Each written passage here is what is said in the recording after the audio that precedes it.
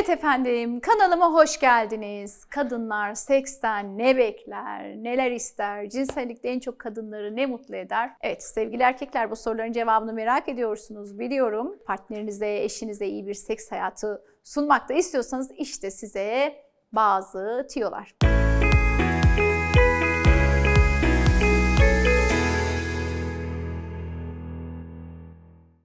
Birincisi, sekse acele getirmeyin. Acele seks aslında erkeklere göre. Kadınlar yavaş ve geç adapte olurlar. Yavaş yavaş uyarılırlar. Onun için zamanınızı planlayın. Spontan, aniden gelişmiş izlenimi verin ama özel bir zaman ayırın buna. Ve hangi kadın çiçek sevmez ki? Beğenildiğini hissederler, önemsendiğini hissederler. Bazen çiçek olur bu, bazen küçük bir sakız olur, bazen küçük bir çikolata olur, bazen onu anımsatan, onu hatırladığınızı hissettiren herhangi bir özel jest, hediye olabilir. Bunlar kadınlara kendini iyi hissettirir. Öyle olunca yatakta da kadınlarınız bunu size fazlasıyla geri verirler efendim. Evet sevgili beyler, şimdi güzel bir cinsel yaşantınız olsun istiyorsanız sevgilinizin, eşinizin, yani partnerinizin gururunu okşayın. Onu ne kadar çok beğendiğinizi söyleyin, özlediğinizi söyleyin. Onu böyle gün içerisinde arzuladığınızı, onu bazı özel kıyafetler içinde gördüğünüzde övgüde bulunun ya da bunu gördüğünüzü hissettirin. Yani özel bir kıyafet içinde seni gördüğümde daha iyi görünüyorsun gibi. Yani onu özel hissettirecek, gururunu okşayacak güzel cümleler duymak eşinize iyi gelecektir. Bir diğer madde, karınız biliyorsunuz kadınların hangisi çikolata sevmez ki? İşte çikolataya yönelmesinin aslında hepimizin bir sebebi var. İçeriğinde metil aksantin, zevkten başını döndürür kadının. Bir diğer çikolatanın içeriğinde feniletilamin maddesi var. Bu da aslında serotonini tetikleyen, aşkı tetikleyen şeyler mi? Evet. Fazla şeker tabii ki zararlı ama aslında böyle çikolata eşinize kendini iyi hissettirir. Cinsel enerjiyi, cinsel isteğini arttırır efendim. Fazla şekerli şeyler, ağır gıdalar uykusunu getirir. Onları istemiyoruz tabii ki. Bunu daha önce konuşmuştuk. Cinsellikten önce yapılmaması gereken şeyler, işte ağır beslenme, çok sıcak, işte aşırı şekerli şeyler. Bunlar uykunuzu getirir, performansınızı düşürür. Bununla ilgili video linkini arkadaşlarım buraya ekleyecektir. Afrodizyak gıdaların linkini de ekleyecektir. Ona göre bakar,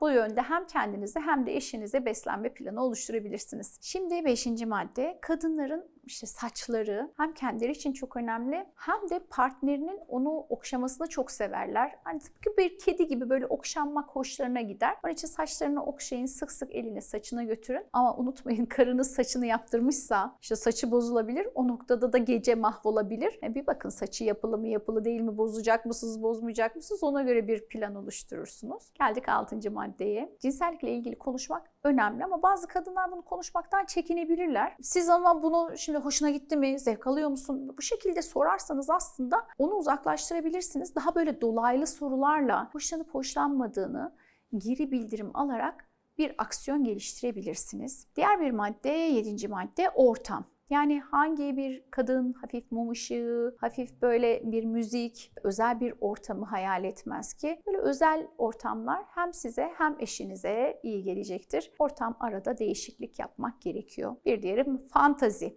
Yani kadın ve erkeğin mutlaka fantazisi var. Bu fantaziler realize edildiğinde, konuşulduğunda ve hani yapılabilecekleri birbirinize uyguladığınızda, küçük sürprizler de birbirinize yaptığınızda o noktada ikinize de iyi gelecektir. 9. madde, karınız ne istiyor? Bunu bilin ve gerçekten bildiğinizden emin olun. Ondan sonra da çekinmeden bunu isteklerini sorarak öğrenmeye çalışın. Bazı kadınlar yani aslında daha çok sizden fazla sizi arzuluyor, seksi isteyebiliyor ama bunu dile getiremeyebiliyor, utanabiliyor.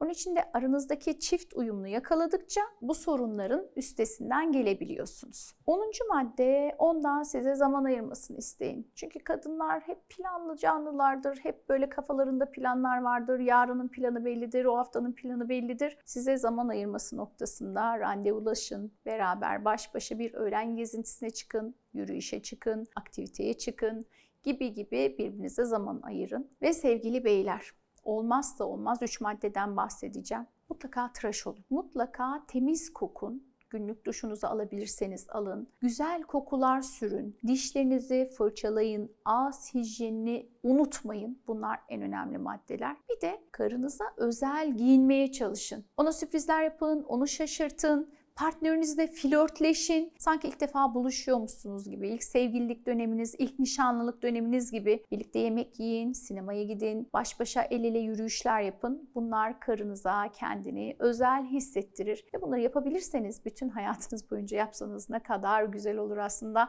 Tadından yenmez o birliktelik, o evlilik. Diğer bir maddeye geldik. Kadın için cinsellikte penis vajina birlikteliği çok daha önemli değil. Kadının hazırlık aşamaları, onun işte dokunuşları, okşayışlarınız, ona yaptığınız jestler, aşk oyunları, bunlar aslında kadın için önemli olan şeyler. Bunlara dikkat edin. Aşk oyunları kadınların en büyük hazırlayıcılarıdır. Bir de işte uzun, sıkıcı giden, monoton giden evliliklerden bahsetmek istiyorum. Bazen hep aynı yatak odası, aynı takımı sıkıcı olabiliyor. Belki yatak odanızı yenileyebilirsiniz. Belki yatak odasındaki mobilyaların yerlerini değiştirebilirsiniz. Belki odayı farklı bir odaya taşıyabilirsiniz. İşte çocuklar varsa bu noktada ses, müzik seti filan, hani onlara ses gitmeyecek şekilde mutlaka ayarlamalar yapmanız gerekiyor. Son bir madde, mekan değişikliği yapın efendim. Seks hayatınızda biraz yenilik getirin. Bazen bir otel odasında, bazen farklı bir mekanda, bazen bir teknede, bazen bir sahil şeridinde, hiç akla gelmeyecek yerlerde mutlaka eşinizle cinsel eylem fantazileri kurup ve bunu gerçekleştirmeye çalışın.